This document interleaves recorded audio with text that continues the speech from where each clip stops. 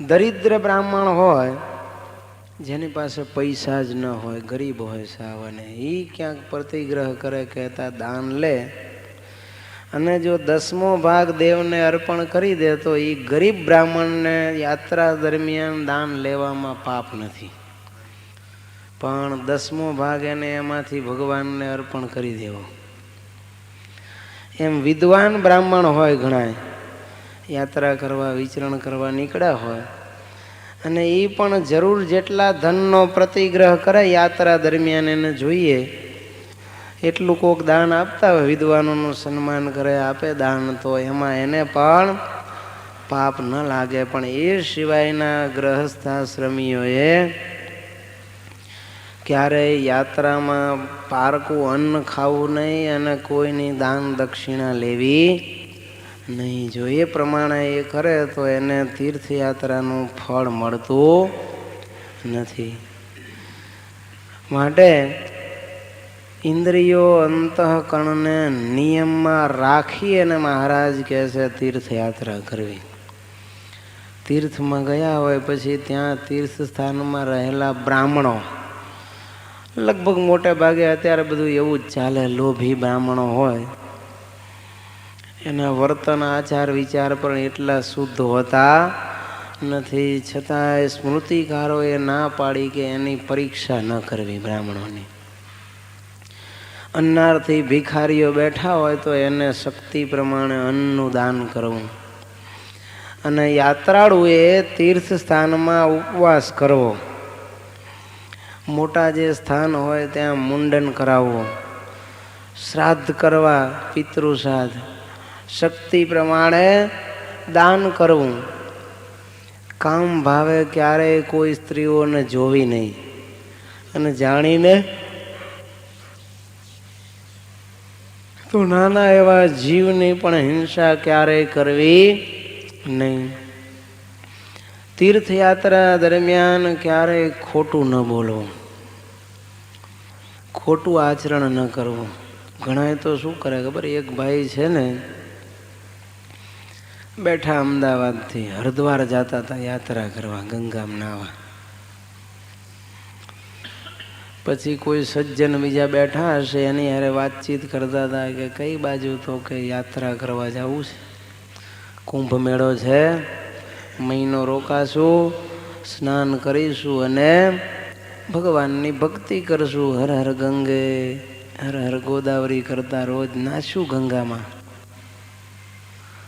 પેલા સજ્જન તો બહુ રાજી થઈ ગયા કે બહુ સારું છે, મહિનાનો ટાઈમ કાઢીને આ ભગત યાત્રા કરવા જાય છે, બહુ આને તો તીર્થ સ્થાનનો મહિમા છે.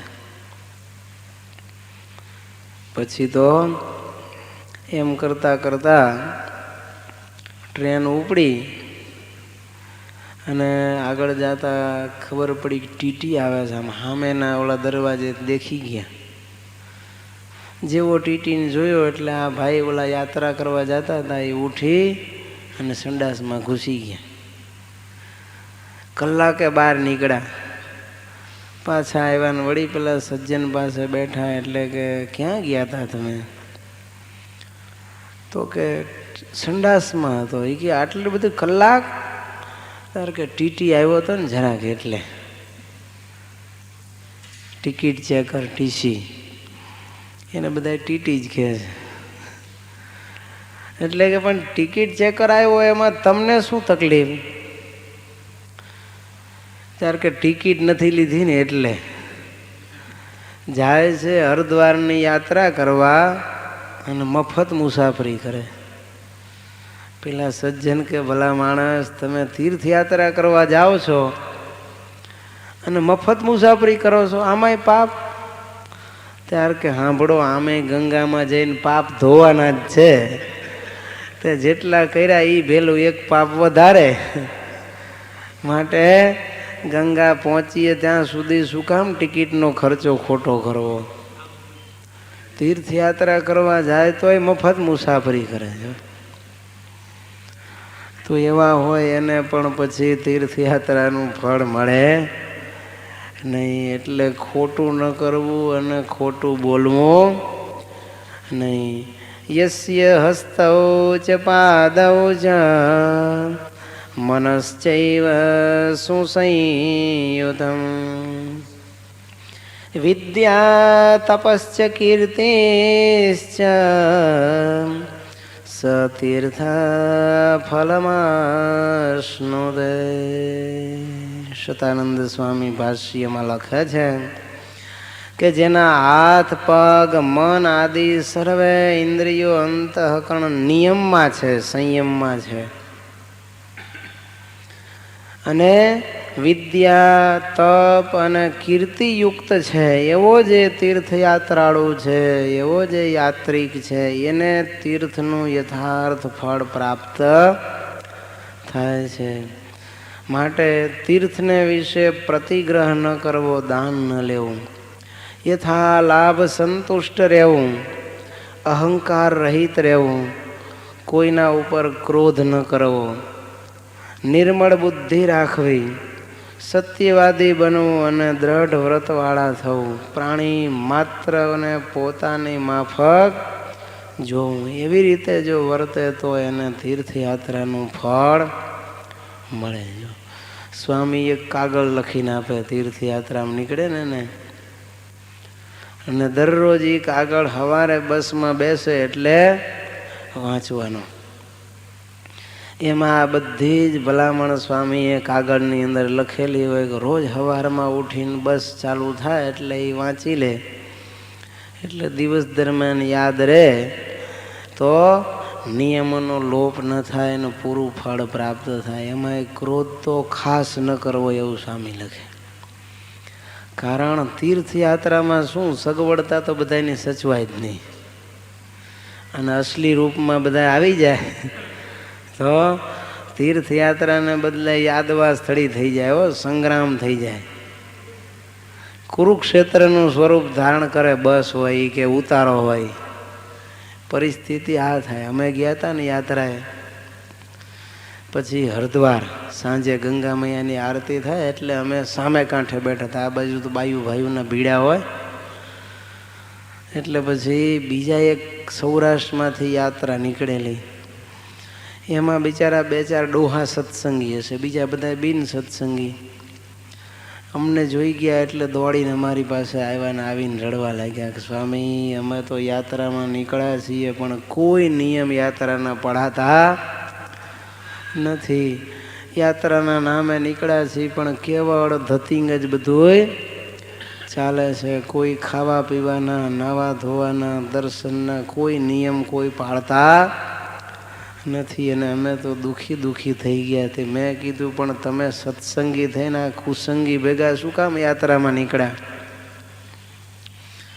કોક મંદિર દ્વારા નીકળેલી યાત્રાની બસોમાં નીકળ્યા હોય તો કમસે કમ આપણા અમુક નિયમો તો પાળે, બધાય ન પાળે તો. અને જેને ઝાઝા પાળવા હોય એને પણ સુગમતા રહે. માટે આવા જે ટુરિસ્ટ લોકો બસ કાઢતા હોય એવી બસમાં ક્યારેય યાત્રામાં જવું નહીં. એમાં સત્સંગી યાત્રાએ જાય તો ક્યારેય યાત્રાનું સુખ ન આવે. જાત જાતની ભાત ભાતની પચરંગી પ્રજા હોય ને લગભગ બધાએ નામ યાત્રાનું હોય અને કામ ફરવાનું હોય એવા જ હોય. એટલે એ કોઈ દિવસ મહિમાપૂર્વક યાત્રા કરે નહીં અને આપણને કરવા દે નહીં. એટલે મંદિરો દ્વારા નીકળતી યાત્રાની બસો હોય તો એમાં બધા સત્સંગી હોય, એમાં 5-7 સારા સત્સંગી હોય, એના લીધે બધાને યાત્રા કાંઈક નિયમપૂર્વક થાય. નહીતર સ્વામીને યાત્રાની બસો કાઢીને કંઈ થોડા રૂપિયા ભેગા કરવા છે. જેટલો ખર્ચ આવે એટલો સરફા ભાગે વહેંચી અને વધારાના પૈસા પાછા અપાવે સ્વામી. એવું નહીં કે 5,000 કે 10,000 લીધા હોય તો 10,000માં વધે તોય રાખી જ લેવાના. સ્વામી કે જેટલા વધે એટલા પાછા ને ઘટે તો આપવાના. તમારા પૈસે તમારે યાત્રા કરવાની છે, કોઈને આપણે 5 નફો આપવાનો નથી.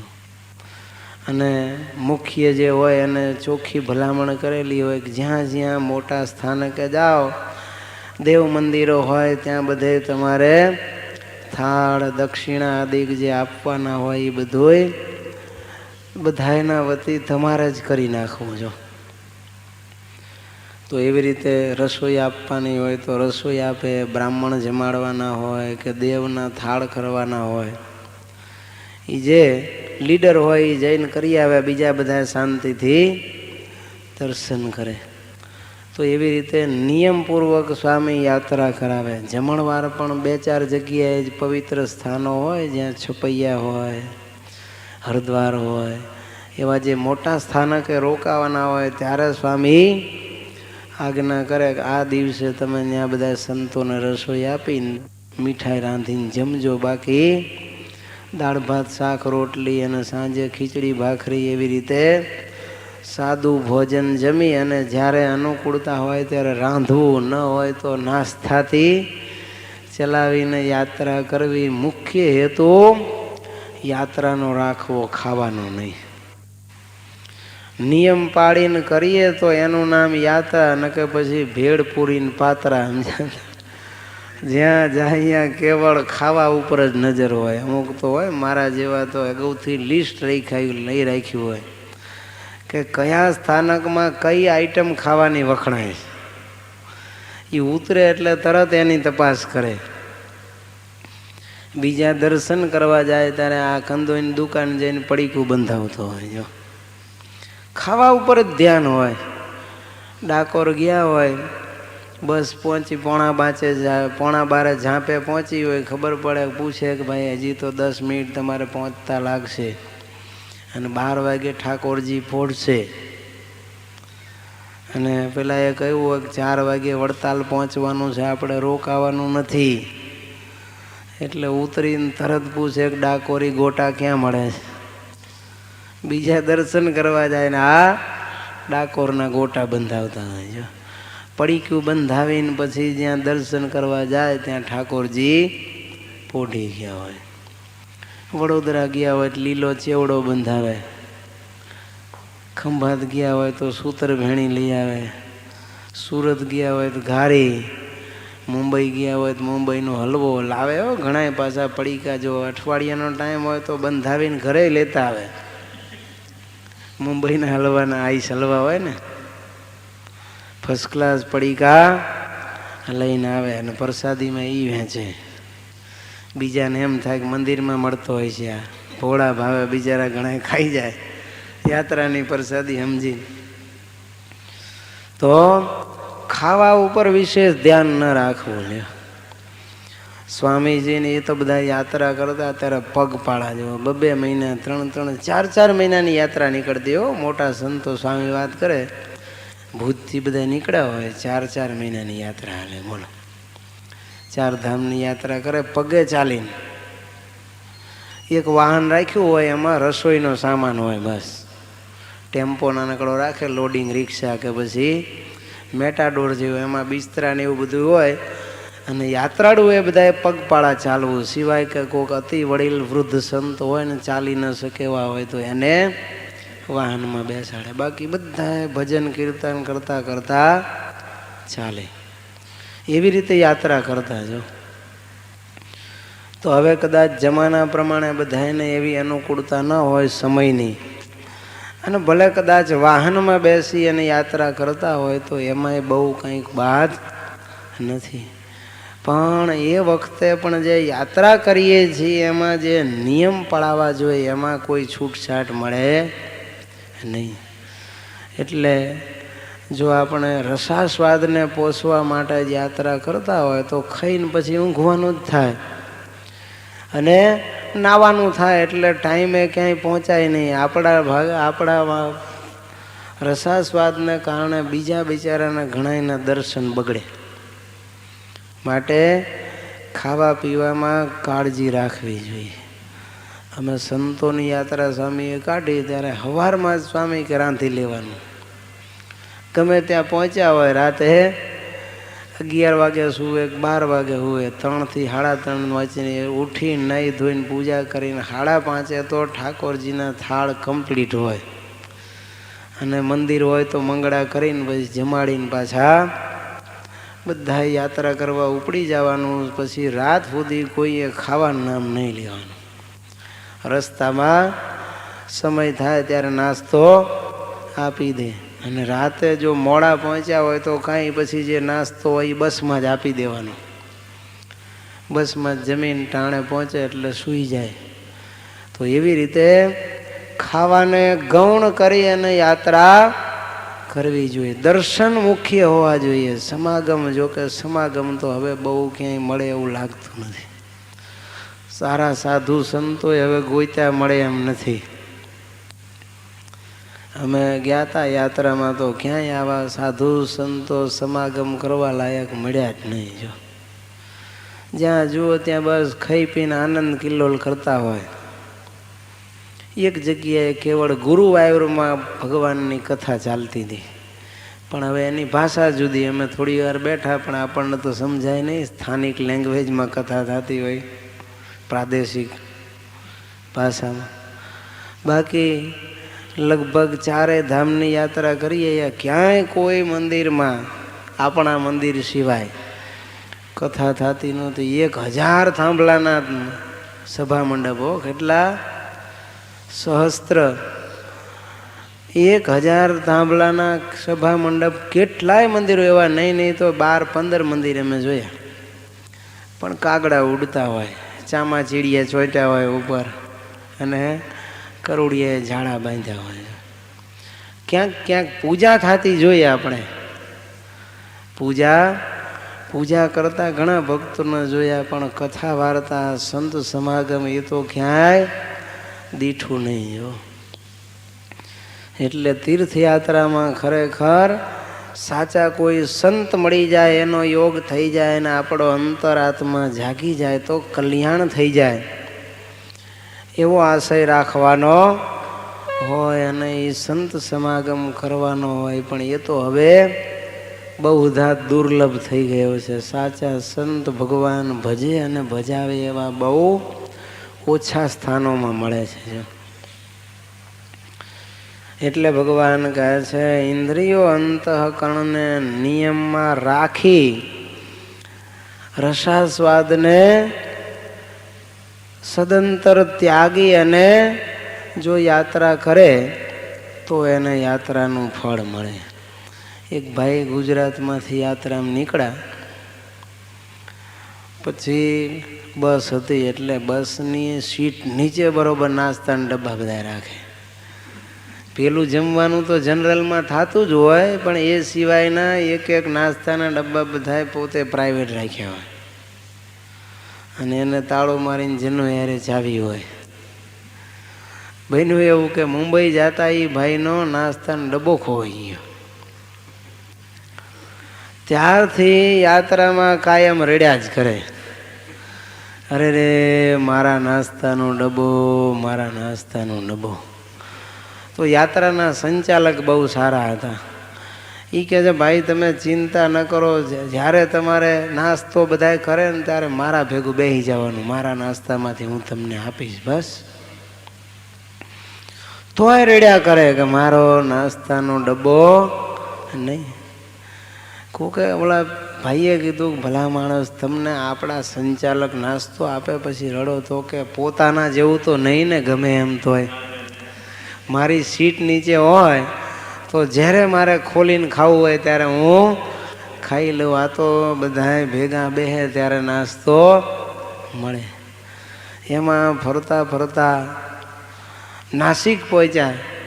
ત્યાં એના ભાઈબંધની ઘરે બરોબર એનો મિત્ર હશે, બહુ પૈસાવાળો હશે, એટલે આખી બસને અહીંયા લઈ ગયા, એની ઘરે ઉતારો કર્યો. અને ત્યાં રાતે બેઠા એટલે પાછા ડબ્બાનો ખરખરો કરવા માંડ્યા. એના મિત્ર કહે છે કે બરોબર ચાલે તો કે બીજી કંઈ તો તકલીફ નથી, પણ મારો નાસ્તાનો ડબ્બો ખોવાઈ ગયો છે. એના મિત્રે એના ઘરવાળાને વાત કરી, બિચારાએ રાતો રાત નાસ્તો કરી દીધો, નવો એક ડબ્બો ભરીને આપી દીધો, તાળું મારીને ચાવી હાથમાં દઈ દીધી. પછી કહે છે કે લ્યો હવે આ નવો નાસ્તાનો ડબ્બો તમને, હવે ચિંતા ન કરતા અને શાંતિથી યાત્રા કરજો. તોય પાછા બીજી જગ્યાએ ઉતર્યા એટલે વળી પાછા રડવા માંડ્યા. એના મિત્ર કહે છે કે ભલા માણસ હવે તમને શું તકલીફ છે? ત્યારે કે મારો નાસ્તાનો ડબ્બો ખોવાઈ. અરે પણ બીજો તો આપ્યો. એ કે પેલો હોત તો 2 ડબ્બા નો થાત કે 2 ડબ્બામાંથી જુદી જુદી આઈટમ ખાવા થાત. આ તો મારો ભાઈબંધ તો આપવાનો જ હતો મને, પણ મારો જે ડબ્બો ખોવાણો એ તો પાછો ન મળ્યો ને. આખી જાત્રામાં કેવળ નાસ્તાનો ડબ્બો સંભાળીને રોયો લ્યો. એટલે જીભને આવી રીતે સ્વાદ કરાવવો નહીં. ઘણી જગ્યાએ તમે જુઓ ને ઝઘડા થાય આમાંથી. તો જમવા માટે રામાયણ થઈ જાય ને મહાભારત થઈ જાય. બોલો. હા, આ તો સંતોએ મોકલા હોય તો વળી એની આજ્ઞામાં રહીને દબાઈને બધાય રહે. બાકી બીજે તો હવારમાં મહાભારત ચાલુ થાય કે યાત્રા બંધ કરો, પહેલાં ખાવાનું રાંધો. જમ્યા પછી જ અહીંથી નીકળશું ત્યાં સુધી કોઈને બસ ઉપાડવા નહીં દે. સવારમાં આડા ફરી જાય છે. બપોર સુધી ફર્સ્ટ ક્લાસ રસોઈ કરીને ખાધા પછી બસ ઉપાડવા દે, ત્યાં સુધી હાલવા ન દે બસને. માથા ભારે હોય ને એવું થાય છે. એટલે કહે છે કે રસાસ્વાદ જીતી અને યાત્રા કરવો. અને યાત્રામાં તો મુખ્ય જે તીર્થ સ્થાન હોય ત્યાં તો ભગવાન કે ઉપવાસ કરવો, મુંડન કરાવવું. પણ કદાચ ઉપવાસ ન થઈ શકે તો કંઈ નહીં. એકાદ મુખ્ય સ્થાન હોય ત્યાં તો ખરેખર મુંડન કરાવી ઉપવાસ આદિ કરી અને સંપૂર્ણ તીર્થ વિધિ કરવી જોઈએ. બધી જગ્યાએ ઉપવાસ ન થાય હવે, કારણ કે જમાના પ્રમાણે અત્યારે બધા માંદા પડી જાય. એક તો ટ્રાવેલિંગની પાછી તકલીફ હોય, હળોદળો થાય અને વળી પાછા ઉપવાસ વારા ફરતી સતત કર્યા કરે તો બીમાર થાય ને આખી બસ પછી એના વાંકે રોકાય. એટલે ઉપવાસ ન થાય તો કાંઈ નહીં, ભલે ફરાળ કરીને કે એકટાણું કરીને જમીને પણ યાત્રા કરવી. પણ મુખ્ય ધ્યેય યાત્રાનો, દર્શનનો, સ્નાનનો, સમાગમનો એ જ યાત્રા દરમિયાન હોવો જોઈએ. જો એવી રીતે યાત્રા ન કરે તો એ પશુ યોની. ખરા જો આવી રીતે યાત્રા નિયમથી કરે તો એને પશુ યોનીમાં જન્મ ન મળે. ખરાબ દેશમાં એનો જન્મ ન થાય, બીજા જન્મે પણ એ ક્યારેય દુઃખી ન થાય અને સ્વર્ગને પામે. અને જો સાચા સંતનો સમાગમ કરી અને જ્ઞાન મેળવી ભક્તિ કરે તો મોક્ષને પામે છે. એટલું ફળ એને તીર્થયાત્રા વિધિપૂર્વક કરવાથી પ્રાપ્ત થાય છે. પણ ઘણાએ તો મેં કીધું ને જયપુર પહોંચ્યા હતા કે ગોલ્ડન ટોકીજ વખણાય છે. પહેલાં એ ટિકિટ લેવાનું પહેલાં કરો એમ કે ગોલ્ડન ટોકીજની ટિકિટની વ્યવસ્થા પહેલાં કરે છો. તો વિહારીલાલજી મહારાજ લખે છે, નટાદિના ખેલ તહાન જોવા, જ્યોતિર્થ જઈને નિજ પાપ ધોવા, ત્યાં મોજ કે શોખ કરે જઈને, તે આવશે પાપ પૂરું લઈને. વિહારીલાલજી મહારાજ કહે છે, તીર્થયાત્રામાં ગયા હોય ત્યારે નટના ખેલ, ભાંડ ભવાઈ, પિક્ચર, સિરિયલો આ બધું જોવું નહીં. જેને તીર્થમાં પાપ ધોવા જવું હોય એને મોજ શોખ કરવા નહીં. ખરેખર તો તીર્થયાત્રા દરમિયાન દાઢી બાલ કપાવાના ન હોય, સિવાય કે જે મુખ્ય તીર્થ સ્થાનક હોય ત્યાં મુંડન કરાવે. પણ ઘણા તો રોજે રોજ સવારમાં દાઢી કરે, બાથરૂમમાં ઘૂસી જાય. પરિસ્થિતિ શું થાય? તમે દાઢી કરો એનો કાંઈ વાંધો નથી, બ્લેડ ને સાબુ ને બ્રશ તમારા છે, પણ બીજાના નાવાના ટાઈમ બગડે એ તો દેવતા જો. તમે 10-15 મિનિટ દાઢીમાં ટાઈમ બગાડો, એ દરમિયાન બીજો એક સત્સંગી બિચારો નાહી ધોઈને તૈયાર થઈ જાય. હવે આવા 5-25 જણા જો દાઢી કરવાવાળા હોય રોજના, તો બસ ટાઈમે કોઈ દી યાત્રા સ્થાનકે પહોંચે? મંદિરના દરવાજા બંધ થાય ત્યારે જ પહોંચે. અને આમ પણ તીર્થયાત્રા કે વ્રત જપ કરતા હોય એ દરમિયાન બાલ દાઢી કરવાની મનાઈ હોય છે. એટલે દાઢી મૂછના આ વાળ છે એ વધારવા પણ ક્યારેય રોજે રોજ દાઢી કરવી નહીં. અમારે પણ આવું થતું. અમુક 2-4 જણા હતા, પછી એકવાર સામાન જ લઈ લીધો મેં દાઢીનો. મેં કીધું હવે જેદી ગાંધીનગર પહોંચશો ને તેદી પાછો આપીશ. અમુક હરિભક્તો રાખતા હતા દાઢી, પણ અમુક પાછા હોય ને જુવાનિયા.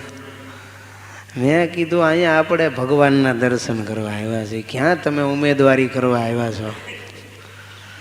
પરણવા જવાનું હોય કે હકપણમાં જવાનું હોય કે પોતાનું હકપણ કરવાનું હોય તો ત્યાં તમારે રોજ દાઢી બાઢી કરીને આમ ફ્રેશ થઈને અપ ટુ ડેટ રહેવાનું હોય. અહીંયા તો મેં કીધું આપણે બધા સેવક જ છીએ, અમારે રસોઈ કરવાની, તમારે જમાડીને વાસણ ધોઈને સામાન ઉપર ચડાવવાનો. એમાં ક્યાં ઇસ્ત્રી ટાઈટ પેન્ટની જરૂર પડે છે કે આ ચકાચક દાઢીન બાલની જરૂર પડે? મેં કીધું અહીં ક્યાં કોણ ઓળખે? મેં કીધું આ તમને દક્ષિણમાં અહીં લગ્ન કરવાના છે કોઈને કાળિયા જોડે? પણ આવું ક્યારેક ક્યારેક થાય અમુક લોકોને. તો યાત્રા દરમિયાન તો દાઢી વધારીને ભગવાનનું ભજન જ કરવાનું. કહેતા મોજ શોખ ઉપર અને દેહ શરીર સુશોભન ઉપર નજર રાખવી જોઈએ નહીં. રૂપાળા જોઈને કાંઈ ભગવાનને પ્રેમ નથી થતો. આપણા ઇન્દ્રિયો અંતઃકણ સાફ હોય, ભજન ભક્તિ કરતા હોય ને એ જોઈને ભગવાન રાજી થાય. તીર્થયાત્રા કરવા ગયા હોય ત્યારે પણ બીજી મનોકામનાઓ ભગવાન પાસે રાખવી નહીં, પ્રદર્શિત કરવી નહીં. ભગવાન પાસે જઈને તમે માગો ને ત્યારે ભગવાન આપણા સામું જોતા જ નથી. લ્યો,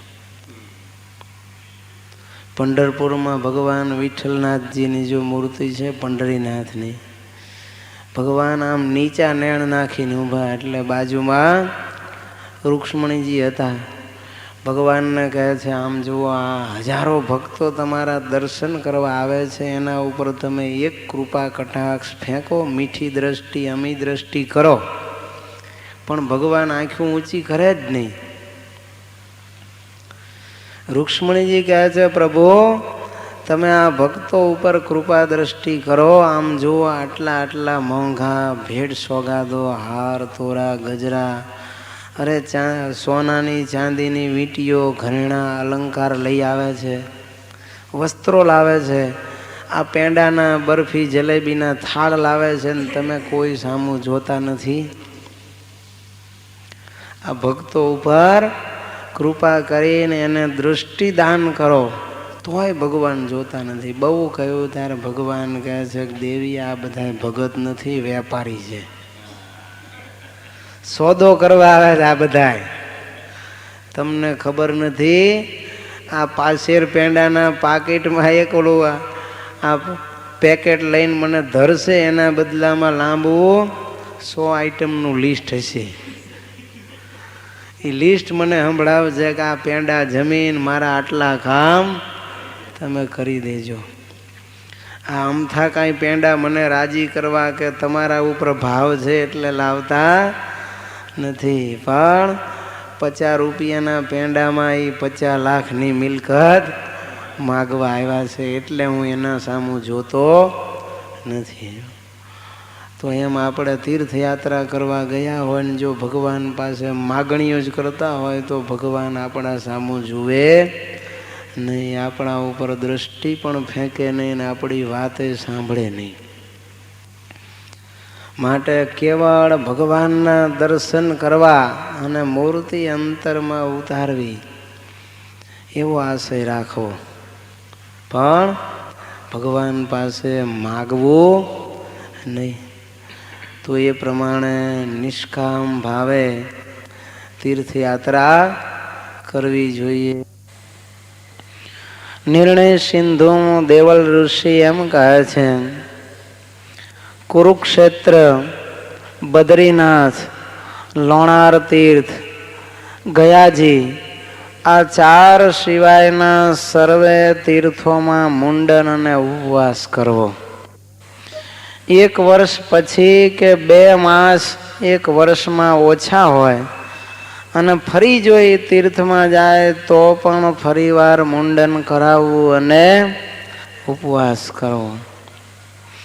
અને શક્તિ પ્રમાણે તે સ્થાનના દેવોની મહાપૂજા અથવા તો અલ્પ પૂજા કરવી. તે સ્થાનમાં રહેતા જે બ્રાહ્મણોને દાન આપવું, ગૌદાન કરવું, બ્રહ્મ ભોજન કરાવવું.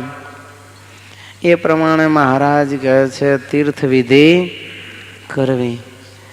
ગરીબ, ખોડ ખાપણવાળા, દુઃખી, રોગી અને સ્ત્રીઓ ઉપર અને કમનસીબ લોકો ઉપર મહારાજ કે શક્તિ પ્રમાણે દયા કરવી એમ વ્યાસજીનું વચન છે. તો આ પ્રમાણે મહારાજ કહે છે અમારા આશ્રિતોએ ભારત વર્ષના જે 68 તીર્થ કયા છે એમાં મુખ્ય આપણે 4 ધામ કહીએ છીએ હિન્દુઓને.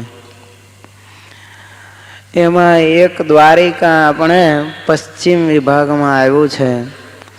એટલે મહારાજ કે દ્વારિકા આદિક તીર્થની યાત્રા કરવી. પણ ખરા અર્થની અંદર આપણે જ્યારે હવે સ્વામિનારાયણ સંપ્રદાયના અનુયાયી થયા છીએ તો આપણા માટે મોટા ધામ કયા કહેવાય? તો આપણા માટે તો ભગવાન સ્વામિનારાયણ સ્વહસ્તે બંધાવેલા જે 6 મંદિર અથવા તો 9 મંદિર કહીએ આપણે,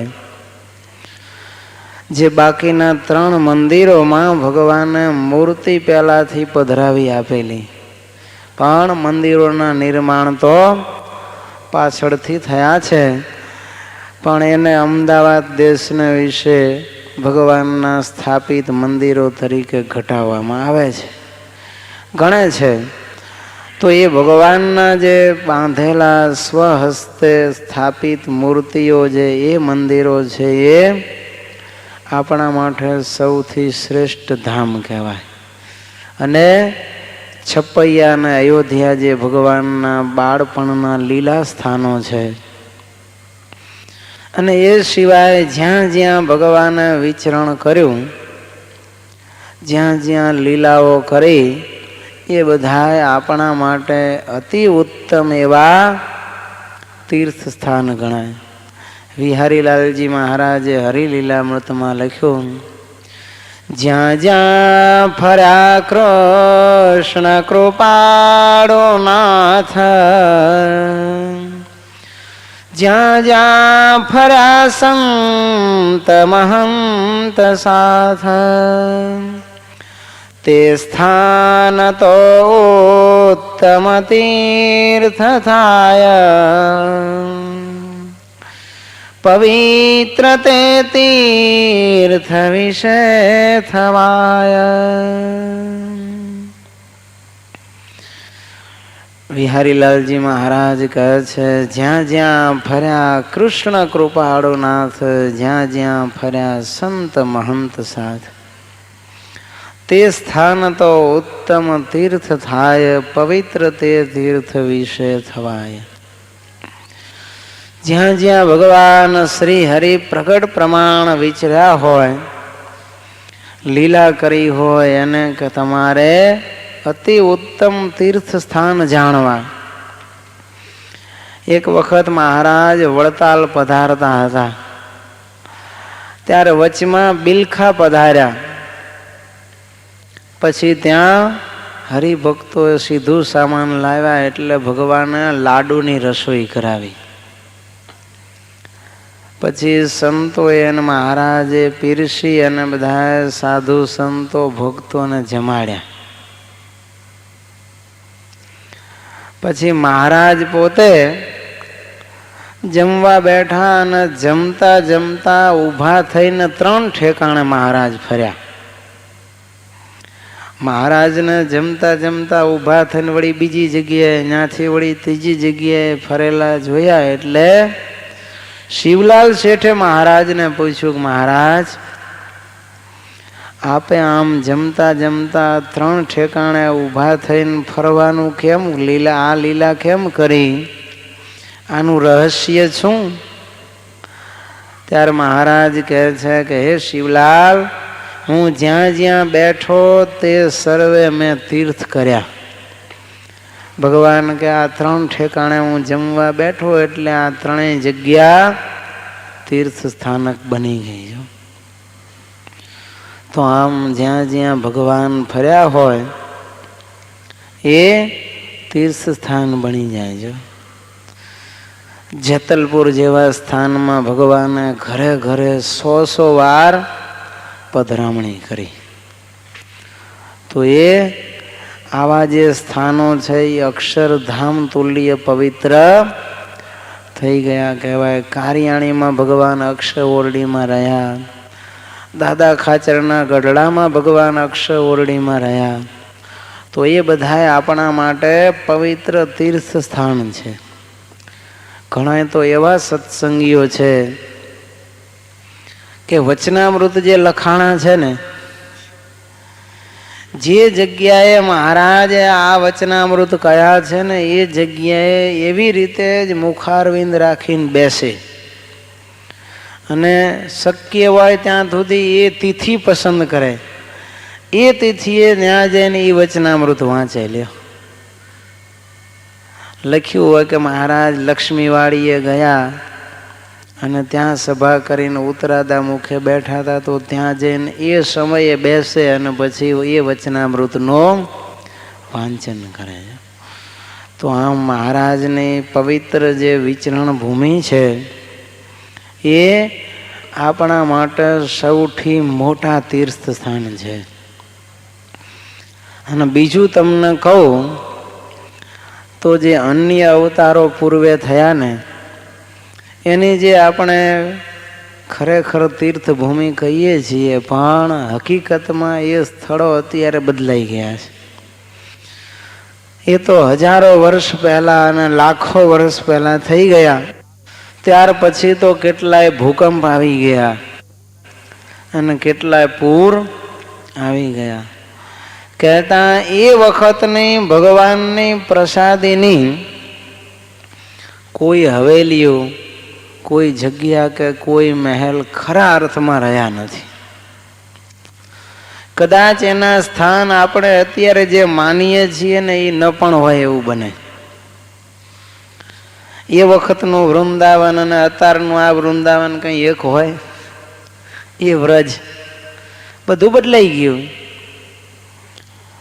આટલા 1000-5000 વર્ષ પછી એના એ મહેલ કંઈ થોડો નંદબાબાનું ઘર એ હોય? એ કંઈ નથી. જુઓ તમે, એ પૂર્વના અવતારો થયા એના લીલા સ્થાનમાં તમે દર્શન કરવા જાઓ છો કે રામ જન્મ સ્થાનક. તો રામચંદ્રજી જન્મ્યા એને તો લાખો વર્ષ થઈ ગયા. એ વખતનો મહેલ અત્યારે હોય? કલ્પના પણ ન કરી શકીએ આપણે. એ વખતની જગ્યાએ સાચી છે કે નહીં આપણે 100% કહી શકીએ નહીં. કદાચ હોઈ શકે સાચી, એવું નથી. પણ ઇતિહાસ એવું કહે છે કે સરયુમાં કેટલી વાર પૂર આવ્યા છે અને અયોધ્યાને તાણી ગઈ છે. મતલબ એ વખતના ભગવાન રામજીના જે લીલા સ્થાનો હતા એ એકેય અત્યારના જે છે એ માના નહોતા. ત્યાર પછી નવા બનાવેલા છે. જ્યારે ભગવાન સ્વામિનારાયણના બધા જ લીલા સ્થાનો ભગવાન વખતના છે. સ્વામિનારાયણ ભગવાન પૃથ્વી ઉપર લીલા કરી ગયા એ વખતના જ હજી એમને ઓરડાઓ આપણા સંતો અને આચાર્ય મહારાજે પ્રયાસ કરીને સાચવી રાખ્યા. એ દાદાનો દરબાર આખો એમને એમ છે. જો હજી કેટલાય વૃક્ષો એમને એમ છે. અરે આપણા કણભા ગામમાં જ કૂવો અને તળાવ હજી એમને એમ છે. જો પ્રસાદીના હજી કૂવામાં તમે ઉનાળામાં જાઓ, ધોમ ધકતો તાપ હોય, 47 કે 48 ડિગ્રી, પણ અંદરથી પાણી કાઢો તો બરફ જેવું ઠંડુ પાણી નીકળે. તમે ફ્રીજમાંથી કાઢીને પીતા હોય ને એવું ઠંડુ પાણી ભર ઉનાળે અમે સ્નાન કરેલું છે એટલે કહું છું, એટલું ઠંડુ પાણી આજે પણ એ પ્રસાદીના કૂવામાંથી નીકળે છે. કણભા ગામની ખારી નદી એ પ્રસાદીની છે, આખું ગામ પ્રસાદીનું છે. તો બીજે તો આપણે શોધવા નથી જવાનું, આપણા ગામમાં જ આ બધા ભગવાનના લીલા સ્થાનો એ વખતના એમને એમ હજી આંખ બંધ, કોઈ પણ ફેરફાર વગરના આપણને મળી આવે છે. એની પાછળનું એક કારણ છે કે ભગવાન સ્વામિનારાયણ હમણાં જ હજી થઈ ગયા છે. એટલે ખરા અર્થમાં આપણે એમ કહી શકીએ કે 100% ભગવાનના ખાતરીવાળા જે લીલા સ્થાન છે એ તો ભગવાન સ્વામિનારાયણ સંબંધી જ અત્યારે પૃથ્વી ઉપર છે. તો એ સ્થાનને મૂકી અને વળી બીજે આપણે ક્યાં ગોથા ખાવાના? છતાં પણ તીર્થનો મહિમા કંઈ સાવ ઘટી જતો નથી. કોઈ પણ અવતારો જ્યાં પ્રગટ થયા હોય એ ભૂમિ પવિત્ર હોય ને હોય જ, એમાં કોઈ મિનમેક નથી. જગ્યા બદલાઈ ગઈ હોય એવું બને, આપણે જઈએ ત્યારે કદાચ અત્યારે આપણે માનતા હોય જગ્યા ન પણ હોય, આખું સ્થાનક અથવા તો ગામ આખું બીજે વસી ગયું હોય એવું બને. પણ જ્યાં ભગવાન પ્રગટ્યા હોય, મહાપુરુષો પ્રગટ્યા હોય, અથવા તો એને જ્યાં સાધના કરી હોય, એ સ્થાનની પવિત્રતા છે ને એ અનંત કાળ સુધી જાતી નથી. તીર્થ સ્થાનનો મહિમા એટલા માટે છે. આપણે એક લૌકિક દૃષ્ટાંત જોઈએ કે જાપાન, જો બીજું વિશ્વયુદ્ધ હતું ને જાપાન વાળું, એ વખતે હિરોશીમા અને નાગાસાકી આ બે શહેર ઉપર બોમ્બ ફેંકવામાં આવ્યા. બાટલી બોય નામનો બોમ્બ હતો. તો એ બોમ્બ વિચાર કરો આજે કેટલા વર્ષ થઈ ગયા, 40-50 વર્ષ કે વધારે થવા આવ્યા છે કદાચ. 42 થયું હતું ને, 60 વર્ષ થઈ ગયા. 60 ને 2 62 વર્ષ થવા આવ્યા. હજી એની વિનાશક જે અસર છે ને એ જાતી નથી. એ બોમ્બની વિનાશક અસર હજી આ બે સ્થળોમાંથી ગઈ નથી. આજ પણ ત્યાં જન્મેલા બાળકો જન્મથી ખોટ ખાપણવાળા હોય છે. એનું કારણ શું છે? તો કે આ બોમ્બની આણ્વિક વિનાશક અસર જુઓ તમે. તો હવે આ બોમ્બ હતા એ તો કેવા છે? જળ છે ને, એમાં કઈ ચેતન છે? માઇક સ્થૂળ પદાર્થમાંથી બનાવેલા બોમ્બ, એનો વિસ્ફોટ જો 1942માં થયો હોય અને 2004 સુધી એની અસર હજી એમને આવે છે. તો એક બોમ્બની અસર જો આટલી રહેતી હોય ને હજી રહેવાની છે, જે બાળક ગર્ભમાં હોય ત્યારે એને અસર કરી જાય છે.